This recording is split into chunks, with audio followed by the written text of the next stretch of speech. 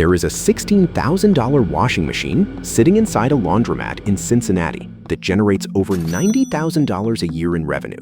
That is a 5.6 times annual return on a single piece of equipment, and the person who owns it is not in the building when most of that money is being made.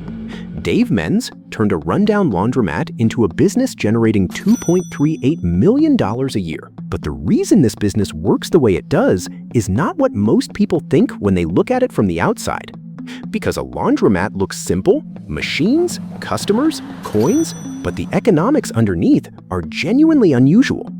And once you understand them, you will see why the operators building real wealth from this are thinking about it completely differently from everyone else. This is the Income Guide. Real business models, real numbers, no fluff. Hit subscribe so you catch the next breakdown. Now let's follow the money. Most businesses have a direct relationship between labor and revenue. More customers means more staff. More orders means more fulfillment cost. The work scales with the income. A laundromat breaks that relationship almost entirely. The customer walks in with their clothes, loads the machine, pays for the cycle, and unloads when it is done. At no point in that transaction did the business owner do any physical work.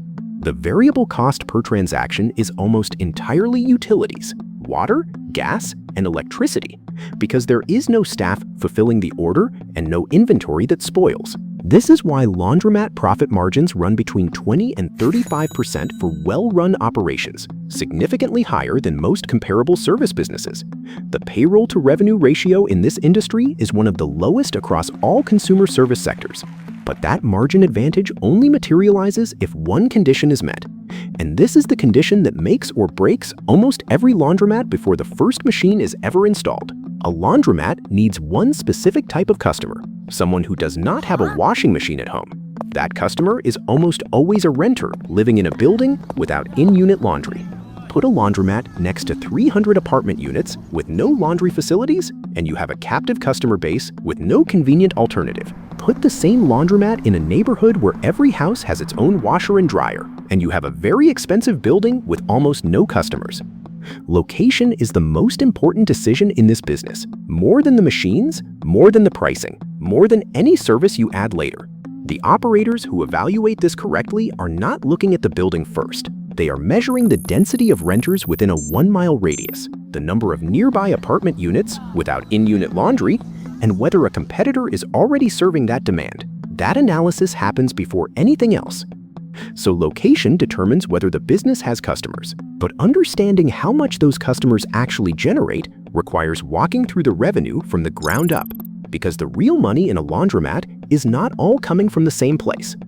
A well-run single store at $250,000 in annual revenue earns roughly $20,800 a month in gross sales. At a 30% net margin, that is $6,240 a month in actual profit, not the gross number, the profit after utilities, rent, maintenance, and any labor. The self-service machines are the foundation. High-capacity washers are the most profitable individual units because they generate 40% more revenue per cycle than standard machines, and customers specifically seek them out. The machine Dave Menz describes generating $250 a day is a high-capacity washer in a high-traffic location running near continuously. But the operators building serious income are not relying on self-service alone. There is a second revenue stream that changes the economics of the whole business, and most laundromats are not running it properly.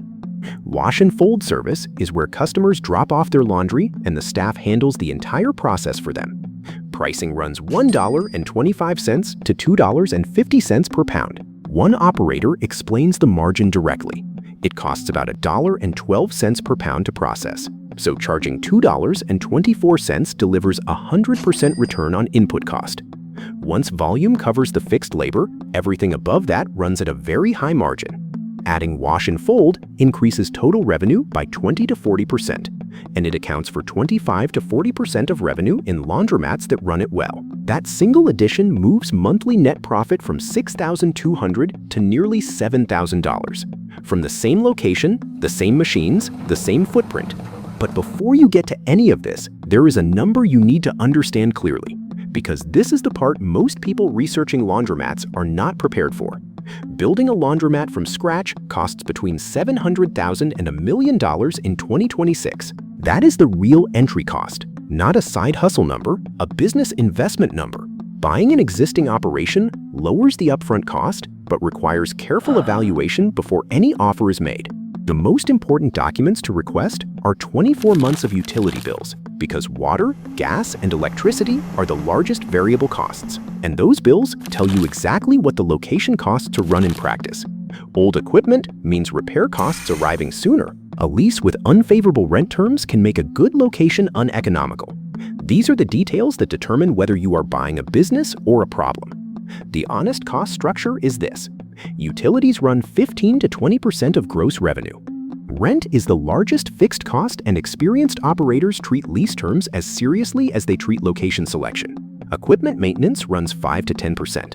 Labor in an attended operation runs around 19% of revenue. What remains after all of that is the 20 to 35% margin that makes this business worth the capital required to build it.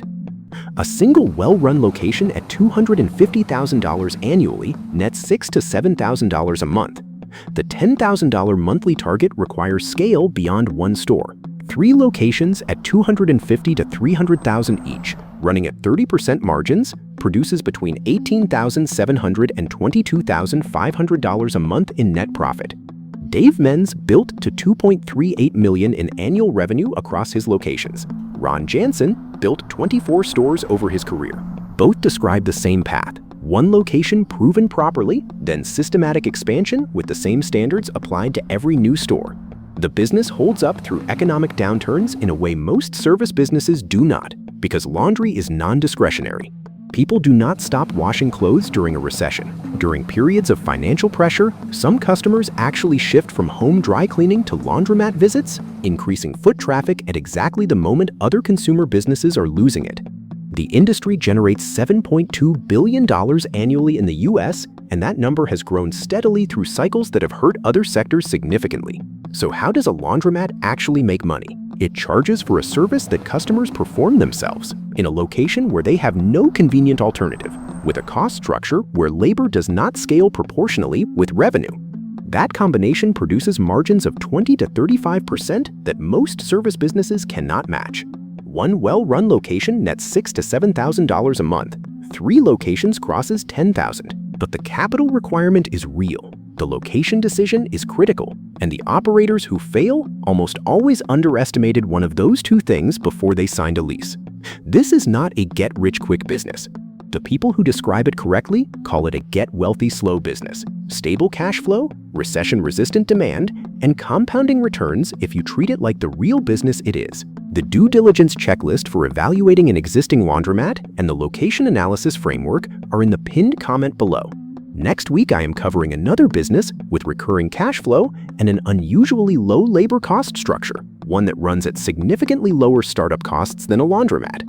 Subscribe so you are there. See you next week.